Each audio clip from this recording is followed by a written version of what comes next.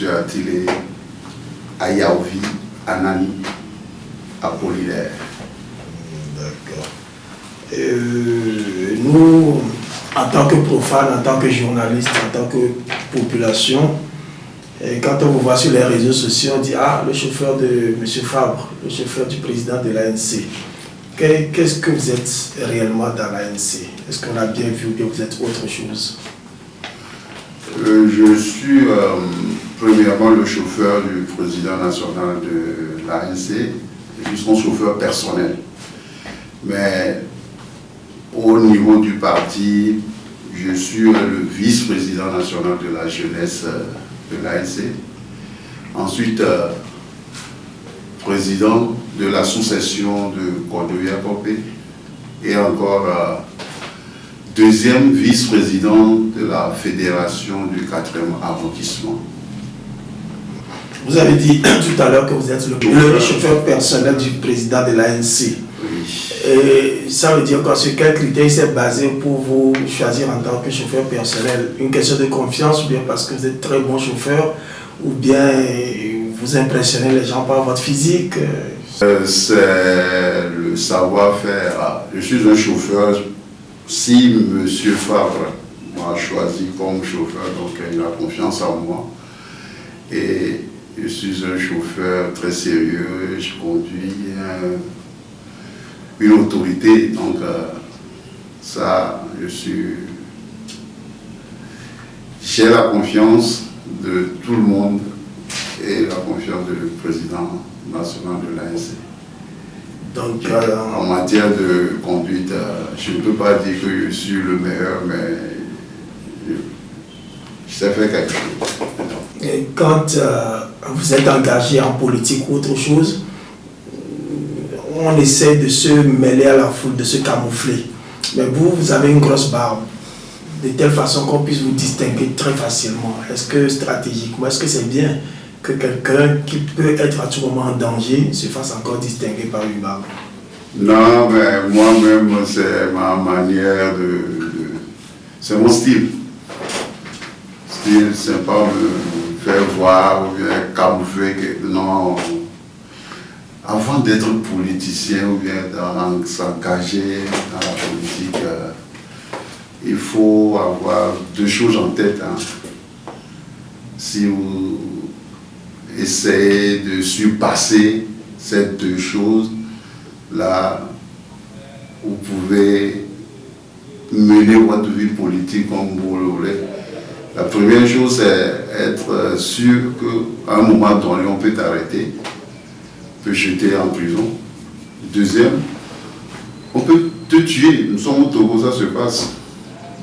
On peut t'arrêter, torturer, on peut t'arrêter, te jeter en prison, on peut te tuer. Donc si tu peux surpasser tous ces trucs-là, tu peux avancer sans avoir peur. Donc ma barbe, c'est moi-même. Je ne le fais pas pour me faire voir ou bien pour camoufler ma personnalité. Non, non, non. Donc la mort ou l'arrestation, ce n'est pas des choses qui vous inquiètent? Non, non, non du tout. Vous avez dépassé tout cela. Et on voudrait savoir quand est-ce que vous avez commencé à vous intéresser à la politique? Ah, là, depuis 1990 que les choses, le vent de l'Ouest a commencé par souffler. Moi, je suis dedans, côté de mes grands frères. Donc, depuis 1990. Oui, mais qu'est-ce qui vous a motivé? Parce que pour toutes choses, surtout pour des choses aussi importantes, il y a toujours une motivation. Qu'est-ce qui vous a poussé? La dictature, le régime en place m'a poussé à lutter pour libérer le peuple togolais de la dictature des Nassimé, la violation des droits de l'homme. Je suis quelqu'un qui n'aime pas qu'on piétine la violation de ma dignité. Donc je me suis engagé en politique pour lutter contre la violation des droits de l'homme, libérer le peuple. Mais en général, les individus préfèrent penser à eux-mêmes. Est-ce que vous êtes déjà arrivé, qu'on vous propose des choses comme ça, qu'on vous donne des avantages pour que vous abandonniez la lutte? Non. Jamais. Non. Personne, parce qu'on lutte pour, on ne lutte pas pour soi-même.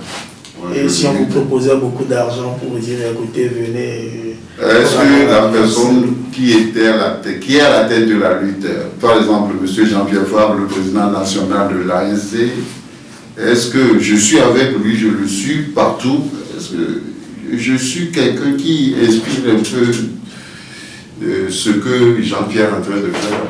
Est-ce que lui, il a une fois été corrompu et moi qui est avec lui tout le temps, se donner à ce... Non, moi je ne peux pas le faire.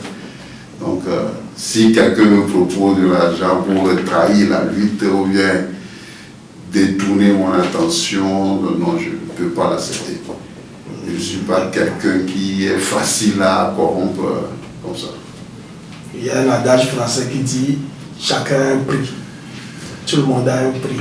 À quel prix? Qu'est-ce qui peut vous pousser, vous, à sortir de cette lutte? Qu'est-ce qui peut arriver où M. Apollinaire peut dire « alors là, j'en ai marre, là je sors, je ne lutte plus ». Je ne vois pas. Je ne vois pas quelque chose qui peut me détourner, qui peut me... Voilà, je suis fatigué, je ne peux plus continuer la lutte. Non, je ne vois pas.